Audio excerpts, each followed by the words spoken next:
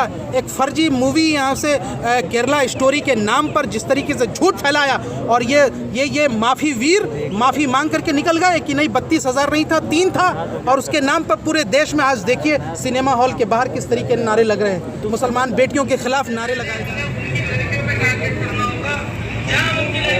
सुन रहे हैं आप क्या कह रहा है कि अगर मुसलमानों को कमज़ोर करना है तो उनकी बेटियों को टारगेट। वंदे मातरम नहीं बोल रहे मेरठ में, क्यों बोलेंगे?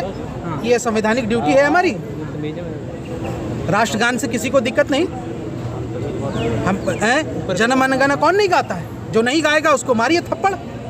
लेकिन यहाँ से वंदे मातरम कहाँ लिखा है संविधान में? कौन सी हमारी यहाँ से ड्यूटी? किसने कहा? ये वंदे मातरम कभी भी यहाँ से भारत की आज़ादी का प्रतीक और ये जो है यहाँ से गीत नहीं था। ये तो यहाँ से सावरकर और यहाँ से गोलवालकर ने इसकी यहाँ से इसको ज़्यादा यहाँ से प्रोपगेट किया था।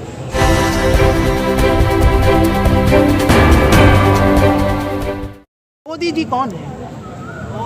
भारतीय जनता पार्टी बात कीजिए। क्यों इतना हाईलाइट करते हैं आप लोग? वो एक व्यक्ति है, हम नीतियों पर आलोचना करते हैं। जब कोई पाकिस्तान के खिलाफ कोई बात होती है, विदेश नीति पे बात होती है, तो क्या हम उसकी प्रशंसा नहीं करते? लेकिन सवाल ये उठता है कि जो नीतियां हैं, आप आज यहाँ से मुसलमानों के खिलाफ यहाँ से कहेंगे मदरसे हम बंद कर देंगे, फिर दूसरी तरफ कहते हैं पशमानदा मुसलमानों को वोट चाहिए। ये दो मुँहे सांप अपनी असल जो है यहाँ से हैसियत दिखाते हैं। इसलिए मैं कहता हूँ कि याद रखो देशवासियों, ये मुल्क इस देश के मूल निवासियों का है, और इस देश का मूल निवासी वो नहीं है जो सावरकर के रहमो करम पर पल रहा है। हेमंत विश्व शर्मा तो कह रहे मदरसे को बैन कर दीजिए। खाकी निकर अपना असर दिखाता है। राहुल जी ने उनको पिद्दी से भी कम जो हैसियत दी थी, आज मैं उसकी सराहना करता हूँ। जिसकी हैसियत जितनी है उतनी ही होनी चाहिए। और एक बात जान लीजिए कि मैंने पिछले दिनों ही एक बात कही थी कि अगर इस देश में आप हिंदुत्व के नाम पर जो एक साइकोलॉजिकल वारफेयर छेड़ने की कोशिश कर रहे हैं, हम उसका काउंटर नैरेटिव भी लेकर के आएंगे। और अगर काउंटर नैरेटिव होगा, समाज का प्रतिकार होगा, तो उसकी जवाबदेही आपकी होगी। और एक बात और, इस आज के इस प्रोग्राम में ये बात भी रखी जा रही है कि हम देख रहे हैं धीरे धीरे हिंदुत्व संगठनें अपने अपने कार्यक्रमों में ये बात को प्रचारित कर रही है कि मुसलमान लड़कियों को प्रेम जाल में फंसाओ, जिसको हमने भगवा लव ट्रैप का नाम दिया।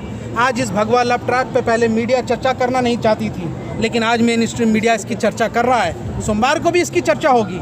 मैंने बात भी रखी है, सबूत भी दिए हैं कि किस तरीके से राष्ट्रीय बजरंग दल जैसे संगठन और इस तरह के संगठन जो यहाँ से मुसलमानों के कहते हैं कि यहाँ से कि मुसलमानों को कमज़ोर करना है तो उसकी लड़कियों को यहाँ से उठा लो। ये है हिंदू, ये है नया राष्ट्र और ये है नया भारत। क्या कह रहे हैं? सुनते हैं आप? ये सुनिए।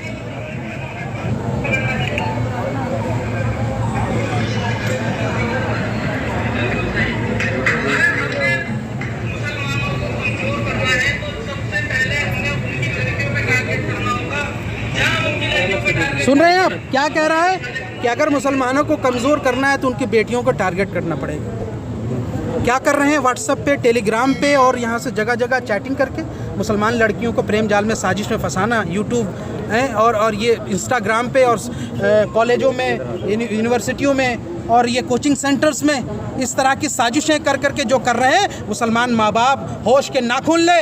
और मैंने पिछले बार भी कहा था कि इस देश में हर जुमे में यहाँ से मस्जिद के इमाम इस बात पर यहाँ से जोर देके सिर्फ बयान करें कि हमारी बेटियों को जो फंसाने की साजिशें चल रही है, जो इस तरह के भगवा लव ट्रैप के नाम पर जो ये हरकतें कर रहे हैं, ये बंद हो जाना चाहिए। ये सामाजिक समरसता के लिए ठीक नहीं है। ये काट है क्या? शर्म आती है?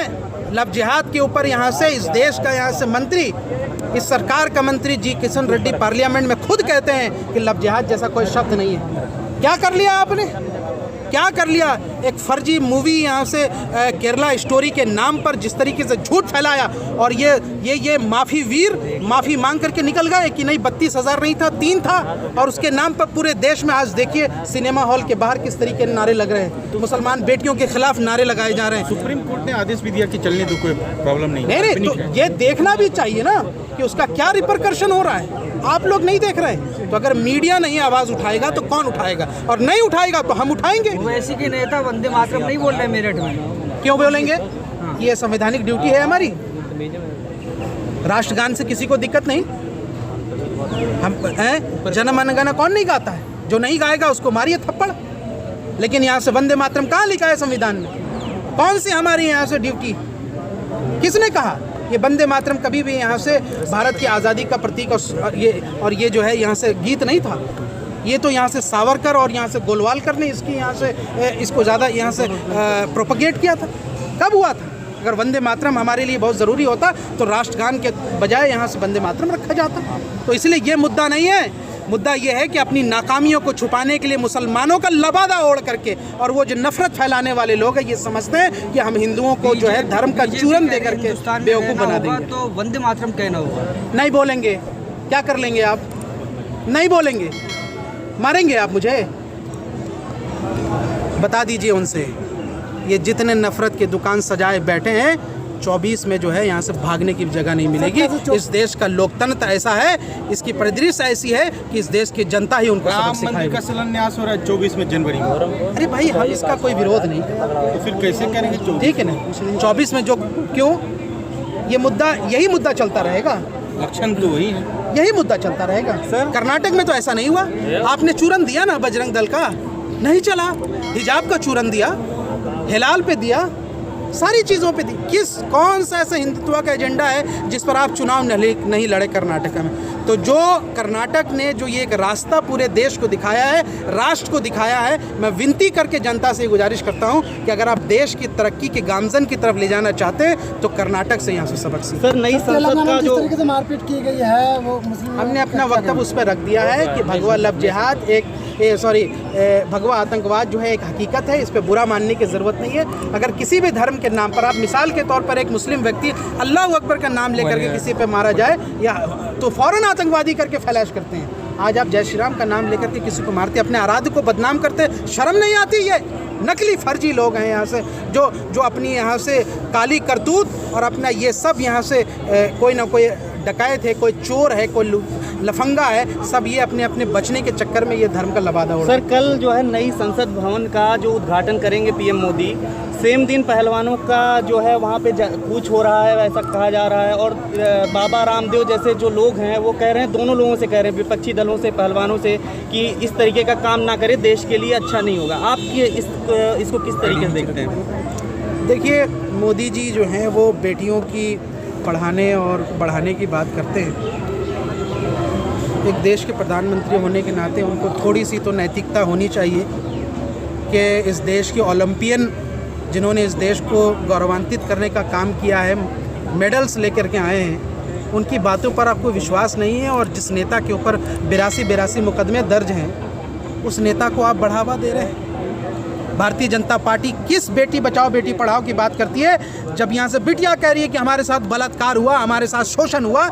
आज आप उस बिटिया के खिलाफ मुहिम चलवाते हैं और उन जैसे यहाँ से नेताओं को बढ़ावा देते हैं। इस देश को बेटियों को सोचना पड़ेगा। और देखिए, जनता को हमेशा मौका मिलता है अपना बदला लेने का, और अगर देश की बेटियां बदला लेने पे आ जाए इन बलात्कारियों के खिलाफ, तो मुझे लगता है भारतीय जनता पार्टी के अंदर जितने भी यहाँ से इस तरह की मानसिकता के जो नेता हैं उनको कोई वोट नहीं मिलेगा। ने कहा है कि जंतर मंतर खालिस्तानी का अड्डा हो गया है। किसने कहा? ब्रिजभूषण गंभीर आरोप लगाए। मैं ऐसे हल्के नेताओं के बातों पर सर, लेकिन नई संसद भवन का इस तरीके से 28 तारीख को जो विरोध किया जा रहा है, इससे मतलब उद्घाटन ही तो कर रहे हैं मोदी जी, इससे दिक्कत क्या है? उस दिन क्यों ऐसा किया जाए? देखिए, महामहिम राष्ट्रपति जी इस देश की सर्वोच्च पद पर बैठी महिला है और सबसे पहला अधिकार उन्हीं का है। आर्टिकल 70 आप पढ़ करके देख लीजिए, उसमें सब कुछ क्लियर लिखा है। और मैं इसलिए कहता हूँ कि जब आप प्रधानमंत्री पद पर होते हुए भी यहाँ से छिछोरी हरकतें करने पर आ जाते हैं तो फिर क्या ही कहा जा सकता है। अब कल तो जो होना है वो होगा, लेकिन देश के जो 20 विपक्षी दलों ने इस पे जो विरोध जता के एक आईना दिखाया है वो बहुत सही है और मैं उसका समर्थन करता हूँ। मुझे लगता है कि खारिज कर दिया पीआई। देखिए, वो उद्घाटन का मामला नहीं है सर, मामले बहुत हैं। क्या प्रधानमंत्री सेंगोल को एक प्रतीक चिन्ह के तौर पर जो आप अंदर रख रहे हैं वो एक धार्मिक प्रतीक नहीं है? क्या उसमें नंदी के चित्र नहीं है? क्या वो एक राजशाही सत्ता का हस्तांतरण का प्रतीक नहीं था? ये लोकतंत्र है।